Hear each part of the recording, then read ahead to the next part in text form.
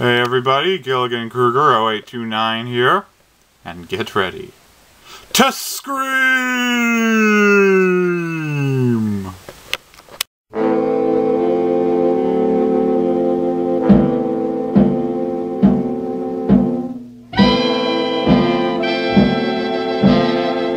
Yes, everybody, Scream, the landmark horror picture that started a great franchise under the minds of Wes Craven and Kevin Williamson.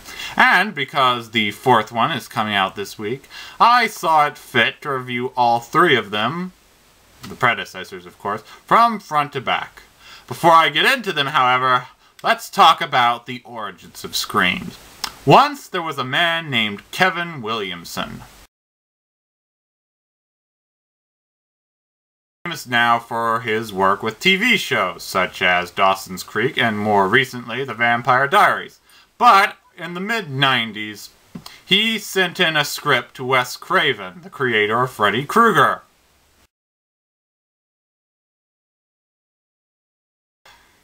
Not that Freddy Krueger, this one. Well, Craven loved the script, and production of the movie began almost immediately. The idea was simple. A horror movie that actually knew it was a horror movie, with its characters anyway, one that kind of bent the lines between comedy and horror. Something that hadn't been done often before, not intentionally anyway, and surprisingly it worked. Nobody ever knew how popular it would become. This is my review. So, we start out on a dark night where we see Casey Becker, that's her name, played by Drew Barrymore. She's just minding her own business when she gets calls from a random phone messenger who asks her about scary movies. The voice, by the way, is provided by Roger Jackson, who would later go on to voice Mojo Jojo in the Powerpuff Girls. I'm sure you all remember him. But anyway, without going into too heavy spoilers, the voice behind the phone is the killer in this movie, known as Ghostface, who kills both Casey and her boyfriend. Now, fast forward to a couple of minutes, actually, as we see our heroine of the movie, Sidney Prescott, played by Neve Campbell. Hasn't exactly been having the best of lives here. It's not terrible, but she has the kind of troubled teenage girl thing down pretty well. Her boyfriend, played by Skeet Ulrich, which strongly doubt that's his actual name, is trying to push her to go all the way, and her mother was killed mysteriously just about a year ago. Like, actually, exactly a year ago, in the final climax of the movie.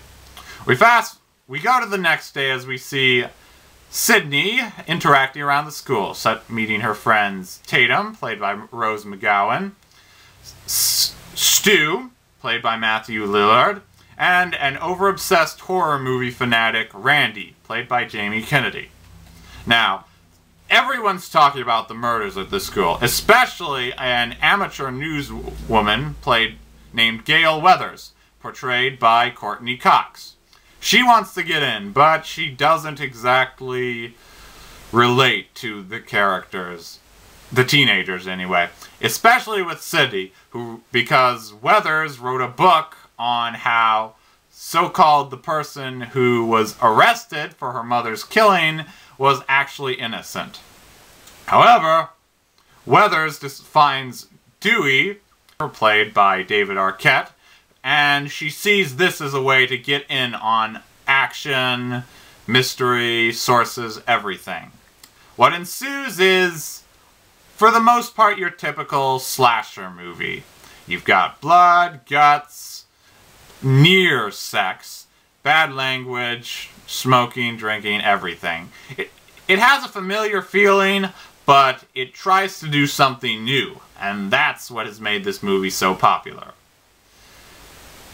And, as I said, what makes this movie so different is the fact that it actually has the characters know about the standard horror cliches, like sex equals death, don't say I'll be right back, and they use this because, of course, they've been watching so many scary movies, so once the real-life situation comes, they know how to survive a little bit longer than average teenage victims in horror movies. Obviously, there are definitely people who get hacked in this movie, but their death scenes are a lot more fun than you'd get from like a typical Friday the 13th or Halloween movie.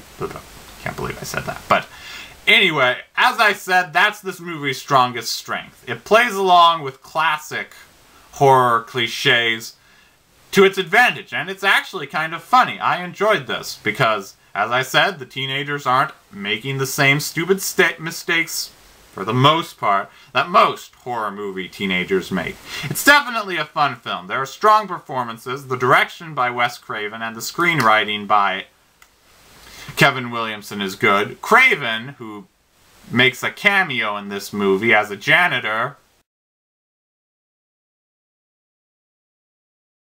Did you check out his sweater?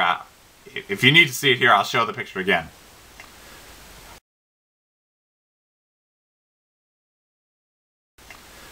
But yes, he's in this movie too for a few seconds, and if you're a fan of his other movies, you'll recognize his janitor outfit that he's wearing. This was actually my first slasher movie. Before I got obsessed with Nightmare, Friday, or Halloween, or any of those others, this was it, which I actually saw at a laser tag place when I was 12, and it scared the crap out of me. That was obviously before I got used to horror movies, but it still leaves an impression. Didn't see it later till I was about 16, and I was up late watching it on YouTube. So, it's still, even today, I love it. I don't think it's my favorite slasher movie. That still goes to Nightmare, but I definitely recommend this to anyone.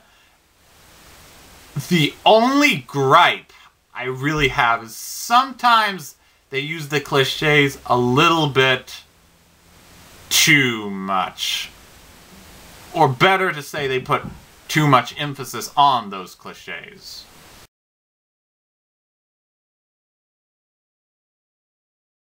To be completely fair, though, they're not all that bad. They just, to me, the more recent times I watched them sometimes seemed a little bit awkward, but it's nothing to kill the movie over. Just something I noticed. In fact, when you watch it, you'll probably laugh at it. So, bottom line, I love this movie. I love the series. I give it, the first one, 4.5 stars. And I cannot wait to see what Craven and Williamson do for the 4th chapter in this frightening franchise. You can find all of my reviews on my channel. If you have a movie you'd like me to review, a series or something, comment in this video or on my channel. And until next time, I'll be right back.